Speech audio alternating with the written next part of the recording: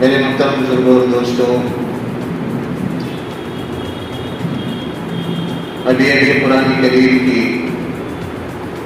جو آیت کریمہ حضرات کے سامنے سنائی گئی ہے اور جو حدیث پاک کی تلاوت کی گئی ہے، اس کے اندر اللہ رب العزت نے مومنوں کو، مسلمانوں کو زندگی کے اندر کس طرح رہنا ہے اور اس کے بعد اللہ اور اس کے رسول کو جو مطلوب ہے، مقصود ہے، وہ کس طریقے سے حاصل کرنا ہے۔ دنیا کے اندر اللہ رب العزت نے حضرت آدم علیہ السلام کو پیدا کرنے کے بعد احکام کا پابند بنایا اور ان کے ماننے والوں کو بھی احکام کا پابند بنایا، اور ہم سب حضرت انبیاء علیہ السلام کے حقیقی معنوں میں بہت زیادہ ان کے نقش قدم پر چلنے والے آج ہم سب بھی مسلمان اور مومن کہلاتے ہیں۔ اس زمانے کے اندر جس وقت میں امام الانبیاء جناب محمد رسول اللہ صلی اللہ علیہ وسلم کی ذات گرامی صحابہ کے دوران موجود تھے، اور آپ صلی اللہ علیہ وسلم کے سامنے میں کفار، یہود، نصارہ اور دیگر ادیان باطلہ کے لوگ آپ کے سامنے میں آپ کو برا بھلا کہتے،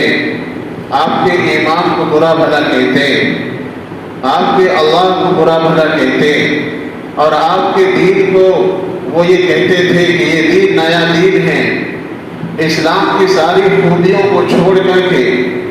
وہ لوگ آپ صلی اللہ علیہ وسلم کے سامنے، صحابہ کے سامنے میں دین کی مخالفت کرتے، اور اس کے بعد مقصد یہ ہوتا تھا کہ ہماری یہ مخالفت، ہماری دشمنی، اور جب ہم ان لوگوں کے دین سے، جب ہم اس طریقے سے بات کریں گے، دین کے بارے میں ہم جب ان سے بات کریں گے اور مخالفت کریں گے، دشمنی کریں گے، انکار کریں گے، تو یہ لوگ اپنا دین چھوڑ کر کے، یعنی کہ اپنی دعوت چھوڑ کر کے، اپنا مشن چھوڑ کر کے وہ الگ تھلگ زندگی کو اپنا لیں گے۔ لیکن قربان جو امام الانبیاء جناب رسول اللہ صلی اللہ علیہ وسلم کی ذات گرامی پر اور آپ کے صحابہ کی ذات گرامی پر کبھی بھی کسی بھی حال میں آپ صلی اللہ علیہ وسلم نے اپنے دین و ایمان اور اپنے صحابہ کے دین و ایمان کے بارے میں ذرہ برابر کبھی کمزوری کا شکار نہیں ہوئے۔ حضرات انبیاء علیہ السلام نے دین کا ڈنکا بجایا پورے عالم میں، اور دھیرے دھیرے اللہ رب العزت نے آج ہم تک یہ دین کی دعوت پہنچائی ہے۔ میرے محترم بزرگوں اور دوستوں، ہم لوگ قرآن کریم کی آیتوں کو پڑھتے نہیں ہیں، غور و فکر نہیں کرتے ہیں۔ جن جن پاروں کے اندر، جن جن صورتوں میں، آیتوں میں اللہ رب العزت نے فرمایا کہ اللہ رسول اور مومنوں کے لیے عزت ہے، اور جب مومنین میرے مطلوب اور مقصود دین کو جو ہم چاہتے ہیں اپنے بندوں سے، اگر وہ اس پر عمل کر لے تو مدد بھی ہمارے ذمہ ہے مومنوں کی کرنا۔ وَكَانَ حَقًّا عَلَيْنَا نَصْرُ الْمُؤْمِنِينَ، یہ اللہ رب العزت کے اوپر فرض ہے کہ جب بندہ اللہ کے دین کے اوپر چلے، جو اللہ اور اس کے رسول کو مقصود ہو، تو پھر اللہ رب العزت اپنے بندوں کی مدد کرے، مقصد کے اندر کامیاب کرے۔ اور اللہ رب العزت اسی کے خلاف جب دیکھتے ہیں کہ بندہ مجھ سے رابطہ توڑ رکھا ہے اور وہ اپنی منچاہی زندگی میں مصروف ہے، جو دل چاہتا ہے وہ کرتا ہے، اسلام، قرآن، حدیث کو الگ نہ کر کے مغربی تہذیب کو اپنا کر کے اس نے اپنی زندگی کو گزارنا شروع کر دیا ہے، تو اللہ نے اپنی مدد میں روک رکھی ہے۔ آپ قرآن کریم کی آیتوں کے اندر غور کیوں نہیں کرتے؟ اللہ رب العزت نے فرمایا کہ اس زمین کی خلافت ہم نے مومنوں کے لیے رکھی ہے، لیکن جب مومنوں کا عمل صالح کے علاوہ پایا گیا، ہم نے ان کی زندگی کے اندر جب دیکھا کہ مشرکان افعال کے اندر وہ مکمل طور پر مصروف ہیں، اور ہمارے دین متین کو، دین محبوب کو چھوڑ کر کے انہوں نے غیروں کا دین، غیروں کا طریقہ اپنا لیا ہے، تو پھر اللہ رب العزت نے فرمایا ٹھیک ہے، جب تم نے مجھ سے رابطہ ختم کر لیا، میرا پسندیدہ دین چھوڑ کر کے تم نے زندگی گزارنی شروع کر دی، تمہاری حالت یہ بتلاتی ہے کہ ہم مومن بننا نہیں چاہتے، ہم مومن نہیں ہیں، اور تم زبان سے صرف ڈرتے ہو، کہتے ہو کہ ہم مومن ہیں۔ میرے بھائیو، بزرگوں اور دوستوں، تو یہ ایمان اللہ کو مطلوب نہیں ہے۔ حضرات صحابہ کرام رضوان اللہ علیہ مجمعین نے جب یہ آیت کریمہ کو پڑھا، آپ صلی اللہ علیہ وسلم کی زبان مبارک سے سنا، وَلَا تَهِنُوا وَلَا تَحْزَنُوا، کہ ہمت مت ہارو، غم نہ کرو، وَأَنْتُمُ الْأَعْلَوْنَ إِن كُنتُم مُؤْمِنِينَ، تم ہی سر بلند رہو گے بشرطے کہ تم مومن ہو۔ میرے بھائیوں بزرگوں دوستوں، تو صحابہ نے یہ قسم کھا لی کہ زندگی کے اندر کبھی ہم ایسا کام نہیں کریں گے جو مومن کے شان کے خلاف ہو، جو قرآن کے شان کے خلاف ہو، جو ایسا کام جس سے اللہ رسول ناراض ہو، تو ہم ایسا کام نہیں کریں گے۔ قرآن کریم کی آیتوں کو سمجھنے کے لیے احادیث کا سہارا لینا پڑتا ہے۔ فرمایا کہ ایک ایسا زمانہ بھی آئے گا کہ صرف اور صرف اسلام کا نام باقی رہ جائے گا۔ یہی وہ قرآن اور وہی وہ احادیث ہے جو ہمارے اور آپ کے ایمان کو آج جھنجھوڑ رہا ہے کہ تم کدھر جا رہے ہو اور اللہ کو مقصود کیا ہے، اللہ کیا چاہتے ہیں۔ فرمایا ان قریب وہ زمانہ آنے والا ہے کہ اسلام نام صرف نام کا رہ جائے گا اور کچھ بھی نہیں رہے گا، اور قرآن کریم تو نقوش رہ جائیں گے، اس پر عمل کرنے والے نہیں رہیں گے۔ صرف یہ لگے گا کہ ہمارے پاس دین بھی ہے اور قرآن بھی ہے، سب کچھ ہے، لیکن آج اس سے زندگی بالکل الگ تھلگ نظر آ رہی ہے۔ میرے محترم بزرگوں اور دوستوں، زمانے کے اندر اتار چڑھاؤ، حق اور باطل کا معاملہ قیامت تک چلتا رہے گا۔ یہ سلسلہ چلتا رہے گا، کوئی طاقت دنیا کی اس کو روک نہیں سکتی،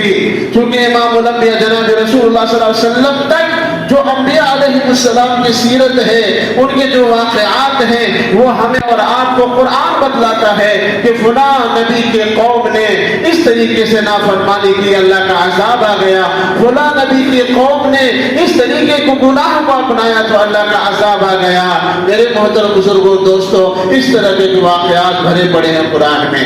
آج قرآن ہم سے کیا مطالبہ کرتا ہے؟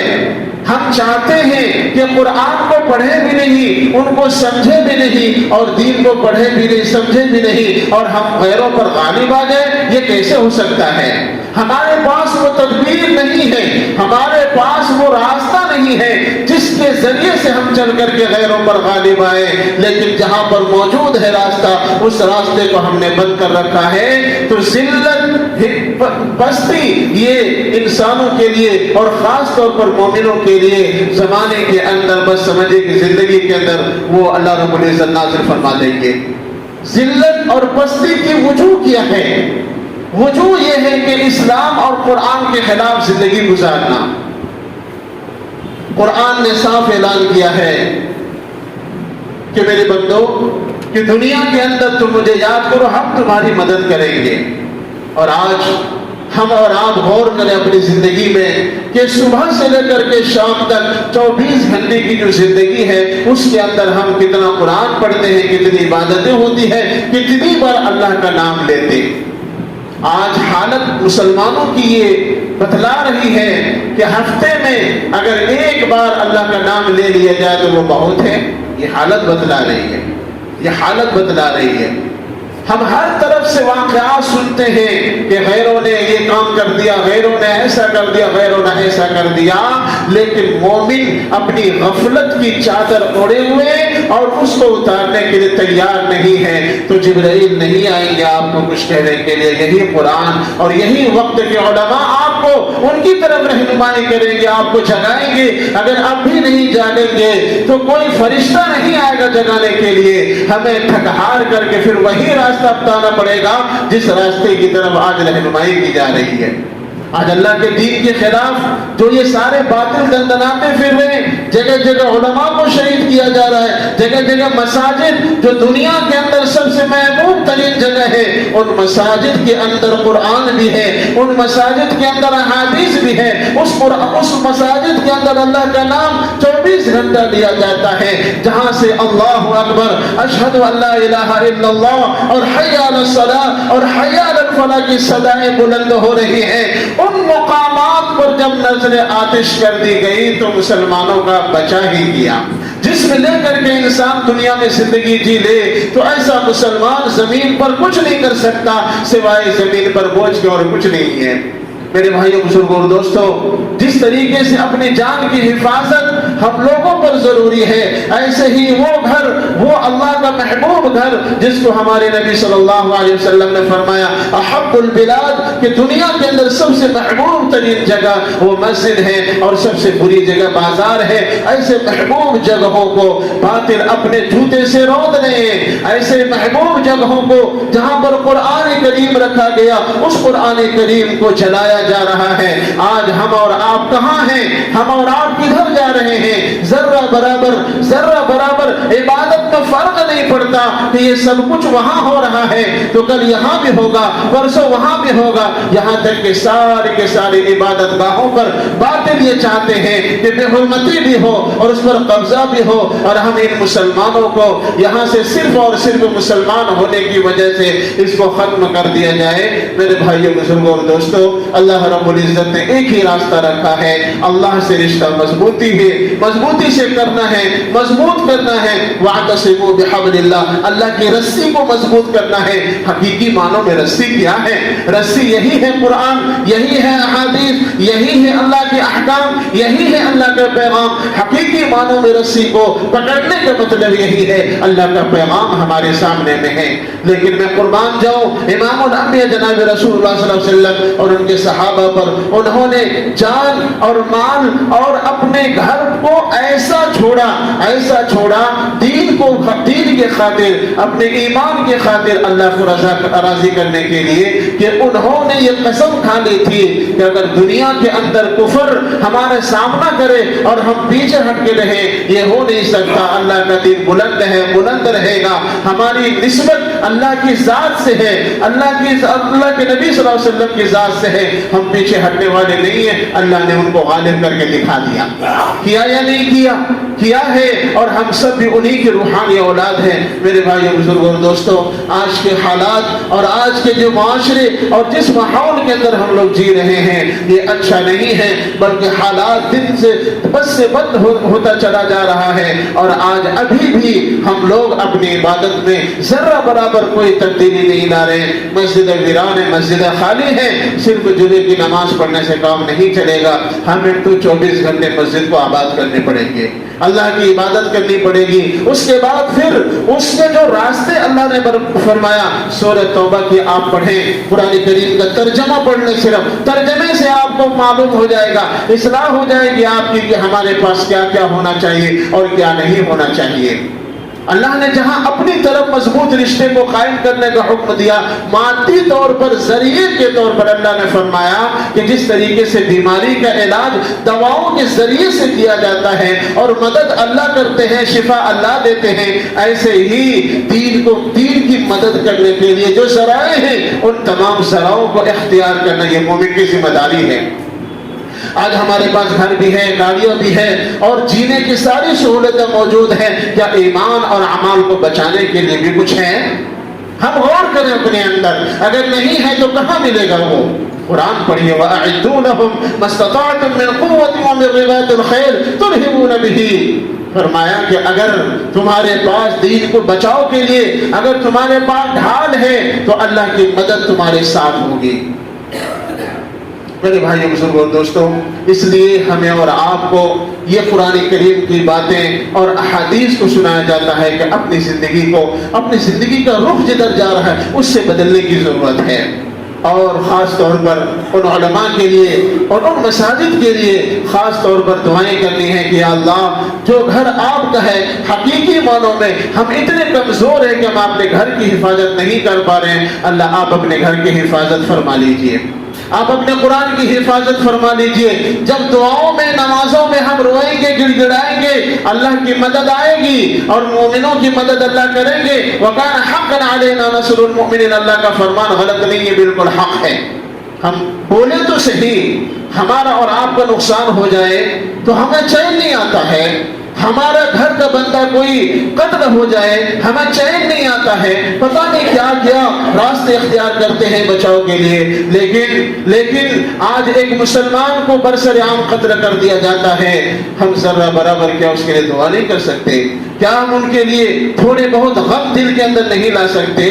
اتنا ایمان کمزور کیسے ہو گیا؟ اتنا ایمان کمزور کرنے کی ضرورت نہیں ہے، بلکہ حدیث پڑھیں گے فرمائے کہ مومن ایک جسم کے مانند ہے، اگر ایک ہاتھ کٹ جائے پورا درد محسوس کرتا ہے جسم، ایسے ہی ایک مومن پر ظلم ہوتا ہے، اس کو قتل کیا جاتا ہے، اس کا خون بہایا جاتا ہے، تو ہم تمام مسلمانوں کو تڑپ جانا چاہیے اور ہم اللہ کے سامنے کم سے کم روز ہو کر کے یہ کہیں یا اللہ آپ کے دین کے سپاہی تیری راہ میں قتل ہو گئے، شہید ہو گئے، یا اللہ تو ان باطلوں کو ختم کرنا، ان باطلوں کا خاتمہ اللہ آپ کی ذمہ داری ہے، آئے اللہ ہماری دعا کو قبول فرما دیجئے، تو اللہ ضرور دعائیں قبول فرمائیں گے۔ لیکن ہم مسجد سے دور ہیں، ہم قرآن پڑھتے نہیں ہیں، ہم مسجد سے دور ہیں، مسجد آتے ہیں کب؟ ہفتے میں ایک دن، اور گنے چنے افراد نماز 5 وقتہ پڑھتے بھی ہیں تو ٹھیک ہے، لیکن دعاؤں کا اہتمام نہیں ہوتا، کچھ بتایا جاتا ہے دین کی باتیں، مسجدیں خالی ہو جاتی ہے کہ کر کے